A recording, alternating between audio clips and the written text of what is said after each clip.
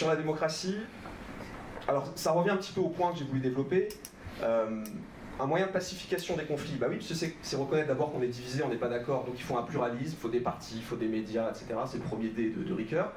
Par contre, je pense que si il y a une forme d'attractivité aujourd'hui des régimes autoritaires, c'est parce qu'ils sont bons sur le troisième D. Ils prennent une décision, et puis une décision à 30 ans. Et ça, c'est le modèle chinois qui aujourd'hui, en effet, nous renvoie à quelque sorte à la crise de la décision dans nos démocraties, et peut-être même aussi la démocratie américaine, parce qu'on voit bien qu'il y a une sorte de décisionnisme trumpien aujourd'hui qui s'affranchit de toutes les procédures et qui dit mais si on veut, on peut. Et moi je veux, parce que je mets l'Amérique au-dessus de toutes les conventions et de toutes les procédures.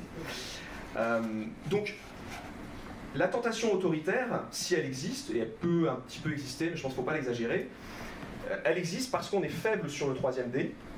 Et moi, il y a une phrase de Raymond Aron que j'aimais bien sur ce point. Il dit « Le vrai citoyen, il veut la sécurité personnelle et la grandeur nationale ». Et on a mis l'accent sur le confort matériel, sur la liberté individuelle, sur les droits individuels. On a oublié que être un citoyen, c'est ne pas être simplement un individu, mais c'est faire partie d'un tout qui doit lui aussi se donner des grandes ambitions et rendre fier le fait d'appartenir à ce tout.